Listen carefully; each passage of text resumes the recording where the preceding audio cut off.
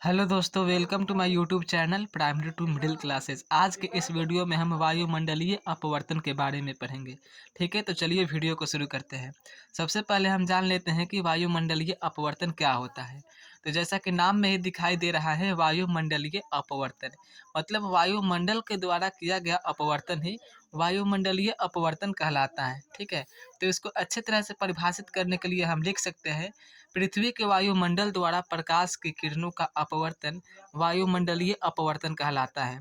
जैसा कि हम जानते हैं कि वायुमंडल में धूल कण उपस्थित रहते हैं और जब सूरज की प्रकाश वायुमंडल में प्रवेश करता है तो धूल कण द्वारा प्रकाश की किरणों का अपवर्तन होता है और उसी अपवर्तन को वायुमंडलीय अपवर्तन बोला जाता है। ठीक है, चलिए अब हम वायुमंडलीय अपवर्तन के कारण होने वाली घटनाओं को समझ लेते हैं। ठीक है, तो जलते हुए चूल्हे या स्टोव के ठीक ऊपर की गर्म हवा के दूसरी ओर की वस्तुओं को देखने पर वस्तु हिलती हुई प्रतीत होती है। जब गैस या चूल्हा जलता है तो जो ऊपर धुआं उठता है, उस धुएं के आर पार देखने पर कोई भी वस्तु हमें हिलती हुई नजर आती है। तो ये सभी वायुमंडलीय अपवर्तन के कारण ही होता है। ठीक है, देखिए जैसे चूल्हे के ठीक ऊपर की जो हवा होती है, उसके और ऊपर की हवा की अपेक्षा अधिक गर्म होती है। ठीक है, जो चूल्हे के ठीक ऊपर की हवा उसके और ऊपर की हवा की अपेक्षा अधिक गर्म होगी, तो यहाँ पर दो माध्यम हो जा रहा है, इसीलिए यहाँ पर अपवर्तन होता है। जैसे किसी भी चीज़ का अपवर्तन के लिए दो माध्यम की आवश्यकता होती है। तो यहाँ पर एक गर्म हवा होगी और एक दूसरी ठंडी हवा होती है। ठीक है, तो दो माध्यम हो गई। जैसे यहाँ पर मैंने लिखा है कि ठंडी हवा की अपेक्षा गर्म हवा हल्की और कम सघन होती है, इसलिए यहाँ भी प्रकाश का अपवर्तन होता है। यही कारण है कि हवा के अपवर्तनांक में परिवर्तन होने के कारण हवा की दूसरी ओर की वस्तु हिलती हुई नजर आती है। अब सवाल बनता है कि ठीक है, कोई आपसे पूछ देगा कि धुएं के आर पार देखने पर कोई वस्तु हिलती हुई प्रतीत क्यों होती है, तो इसका यही आंसर होगा कि ठंडी हवा की अपेक्षा गर्म हवा हल्की और सघन होती है, इसलिए यहाँ भी प्रकाश का अपवर्तन होता है। यही कारण है कि हवा के अपवर्तनांक में परिवर्तन होने के कारण हवा की दूसरी ओर की वस्तु हिलती हुई नजर आती है।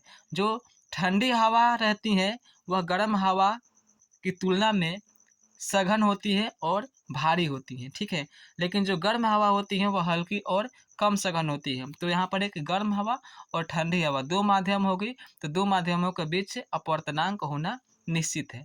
ठीक है, तो अब आता है हमारा दूसरा, तारों का टिमटिमाना। तारों का टिमटिमाना भी प्रकाश के अपवर्तन के कारण ही होता है, यानी वायुमंडलीय अपवर्तन के कारण ही तारे हमें टिमटिमाते नजर आते हैं। जैसे जब हम तारों को देखते हैं तो उनकी चमक घटती बढ़ती प्रतीत होती है और तब हम कहते हैं कि तारे टिमटिमा रहे हैं। तारों का टिमटिमाना वायुमंडलीय असमानता के कारण ही होता है। ठीक है, अब क्वेश्चन होता है कि तारे हमें टिमटिमाते नजर आते हैं क्यों? तो इसका आंसर होगा कि जब तारों का प्रकाश पृथ्वी तक आता है तो पृथ्वी के वायुमंडल के द्वारा तारों का प्रकाश की किरणों का कई बार अपवर्तन होता है और वायुमंडलीय अपवर्तन के कारण ही तारे टिमटिमाते नजर आते हैं। क्योंकि वायुमंडल में बहुत से धूल कण उपस्थित रहते हैं और प्रकाश की किरणों का धूल कण के द्वारा कई बार अपवर्तन होता है, इसीलिए तारे हमें टिमटिमाते नजर आते हैं। ठीक है, अब क्वेश्चन ये भी बन सकता है कि तारे टिमटिमाते नजर आते हैं, ठीक है, किंतु चंद्रमा और ग्रह टिमटिमाते नहीं है, क्यों? ठीक, तो इसका आंसर होगा कि हम जानते हैं कि तारों की तुलना में चंद्रमा तथा ग्रह पृथ्वी के बहुत निकट हैं।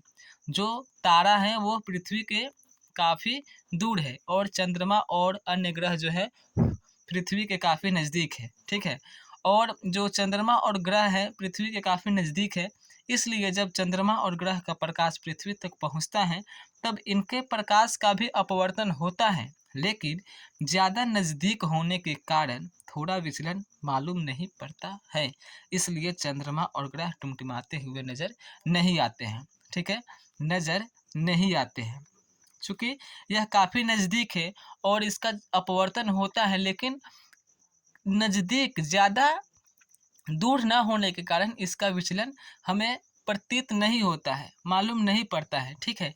इसीलिए ग्रह और चंद्रमा हमें टिमटिमाते नजर नहीं आते हैं, और तारा बहुत दूर है तो बहुत बार अपवर्तन होता है, इसलिए वो हमें टिमटिमाते हुए नजर आता है, ठीक है। तो ये रहा कुछ वायुमंडलीय अपवर्तन की घटना, ठीक है। उम्मीद करता हूँ आपको वायुमंडलीय अपवर्तन के बारे में समझ आ गई होगी। यदि वीडियो पसंद आई हो तो वीडियो को लाइक और सब्सक्राइब करिए। मिलते हैं अगले वीडियो में, तब तक के लिए bye. Thanks for watching this video.